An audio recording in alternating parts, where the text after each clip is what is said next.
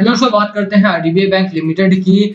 2 दिनों से लगातार गिरावट हो रही है स्टॉक में। खबर हमारे सामने कई सारी हैं, बट आईडीबीआई बैंक में स्पेसिफिकली बात करें तो सवाल ये आता है कि अच्छी रैली थी, अच्छी रैली के बाद बाजार आज भी सपोर्टिव रहा है, ऐसा कोई बाजार गिरावट में नहीं रहा है। बैंक निफ्टी की बात करें तो आज भी हरे निशान के साथ क्लोजिंग आई है हमारे सामने। आईडीबीआई बैंक में ऑन द अदर हैंड यहाँ पर गिरावट हुई है। वॉल्यूम भी भारी भरकम है, यानी कि डंपिंग तो यहाँ पर कहीं न कहीं हुई है और गोल्स अगर टारगेट पूरे हो जाते हैं कुछ लोगों के, तो यहाँ पर डंपिंग संभावित भी है। इस वीडियो में हम बात करेंगे कि आपकी स्ट्रैटेजी क्या होनी चाहिए अगर आपने डंप नहीं किया स्टॉक को। जैसा मैंने बोला भी था कि आईडीबीआई बैंक में आप अगर रुकते हो तो अच्छा प्रॉफिट कमा करके जाओगे, और हमारा टारगेट भी था। फिर भी एक व्यूअर ने सवाल पूछा है कि क्या करें, गिरावट हुई है, अब करना क्या है। 4% की गिरावट है, छोटी मोटी गिरावट भी नहीं है, वॉल्यूम भी काफी हाई आया है। तो लगातार हो रही रैली के बाद आज गिरावट आई है, पीछे के कारण क्या है उसकी बात करेंगे खरीदारी कर सकते हैं या नहीं। अगर यहाँ पर कुछ लोगों ने हाईयर प्राइसेस पर अगर बाइंग की है, 39 रुपए पर बाय किया, 39 रुपए 50 पैसे पर बाय किया है और लॉस में हो, तो क्या अगर और गिरावट होती है तो एवरेज करने की कोशिश की जाए। टारगेट क्या होना चाहिए आगे आने वाले 2 महीने, 3 महीने, 5 के 6 महीने के लिए क्या टारगेट लेकर के चलें।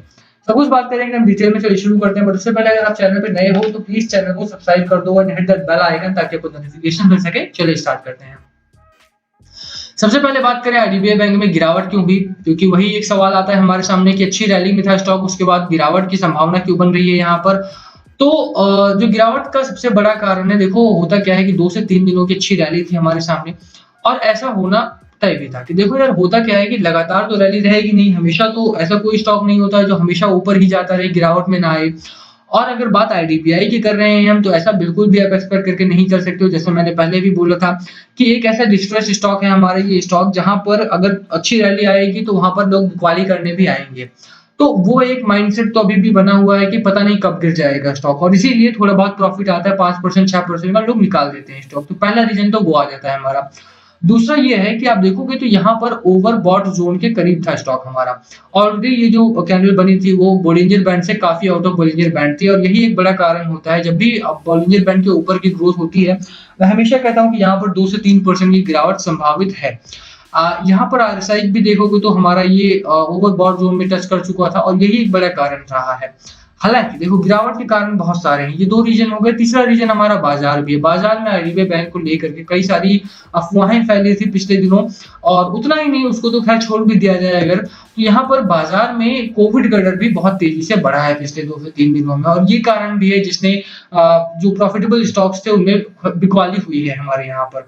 ठीक है, अक्सर ऐसा होता है कि जो रिटेल इन्वेस्टर होते हैं वो लॉस वाले स्टॉक को तो बचा के रखते हैं, बट जो प्रॉफिट मेकिंग स्टॉक होते हैं उसको निकाल देते हैं, उसको बेच देते हैं। तो ये गलती बहुत सारे रिटेल इन्वेस्टर स्टार्टिंग में करते हैं। स्टार्टिंग में 2 से 3 साल, 4 साल, 5 साल तो ये करते ही हैं। उसके बाद उन्हें समझ में आता है कि कौन से स्टॉक को बेचना है, कौन से स्टॉक को रखना है। प्रॉफिट मेकिंग स्टॉक को नहीं बेचना होता है, लॉस मेकिंग स्टॉक को बेचना होता है। ठीक है, तो वो कारण रहे हैं गिरावट के। अब सवाल आता है कि करना क्या है फिर। अगर अच्छा गिरावट तो है यहाँ पर, इसमें कोई दो राय नहीं है, और अच्छा स्टॉक भी है, तो अब गिरावट हुई तो करना क्या है। तो देखो स्टॉक ने 40 रुपए का बेंचमार्क सेट किया था, और उसके बाद आज अब यहाँ पर गिरावट हुई है लगातार, और मॉर्निंग में 40 रुपए भी हमारा आ गया था, और जैसा मैंने कहा भी था कि 40 रुपीज तक आ सकता है हमारा, तो वो आया भी और आज गिरावट हुई है। तो सबसे पहले तो आपको ये देखना पड़ेगा कि गिरावट किन कारणों से हुई। जैसा मैंने कहा most of the reasons are external, internal problem तो है नहीं यहाँ पर। आईडीबीआई बैंक में ऐसी कोई खबर नहीं आई है अभी तक जिससे लगे कि हाँ ये स्टॉक बेच लेना चाहिए, बहुत बड़ी गिरावट होने की संभावना है। ऐसी कोई खबर नहीं है अभी तक, इंटरनल प्रॉब्लम नहीं है। एक्सटर्नली हमारे सामने बहुत सारी खबरें हैं, चाहे वो कोविड को लेकर के हों, चाहे वो मार्केट को लेकर के हों, ग्लोबल मार्केट को लेकर के हों। तो वो सारी चीजें तो देखो सभी स्टॉक्स को अफेक्ट करेंगी, सिर्फ आईडीबीआई बैंक को अफेक्ट नहीं करेंगी। तो यहाँ पर आपको ये समझना पड़ेगा कि क्या आपका स्टॉक फंडामेंटली स्ट्रांग है। तो दोबारा मैं आपको यही याद दिलाना चाहूंगा कि हाँ, Q4 के जो रिजल्ट्स आए थे वो बियॉन्ड एक्सपेक्टेशंस थे हमारे। जितना एक्सपेक्टेड नहीं था उससे अच्छा प्रॉफिट हमें यहाँ पर हुआ है। ऑपरेटिंग प्रॉफिट की बात करूं तो दिसंबर में 250 करोड़ का प्रॉफिट था, और इस बार का जो प्रॉफिट हुआ है गजब का, एकदम 1665 करोड़ का प्रॉफिट यहाँ पर आपके सामने आया है। मार्जिन में 5.5% से 30% के आसपास तक मार्जिन उछला है हमारा। बैंकिंग सेक्टर का मार्जिन बहुत बढ़िया रहता है, और अगर आईडीबीआई बैंक ने 30% तक का मार्जिन अचीव कर लिया तो बहुत गजब की बात है, यहाँ पर आपको याद होना चाहिए। मार्जिन का सिंपल मतलब होता है कि 1 रुपए पे कितना रुपया अर्न कर रहे हो आप।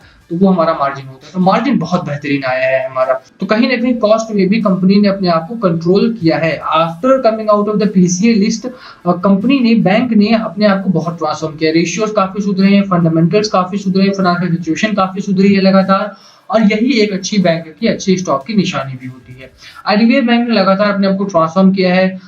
पास्ट रिकॉर्ड भी बहुत अच्छा रहा है। 1 साल में 90% का रिटर्न मिला है आपको। 3 महीने में भी 30% का रिटर्न आपको मिला है। तो ठीक-ठाक कंपनी है। गिरावट के बाजार में भी अगर इसने सस्टेन किया है, not like other distressed stock जैसा पीएनबी रहा था, बहुत लुढ़का है उस समय पर।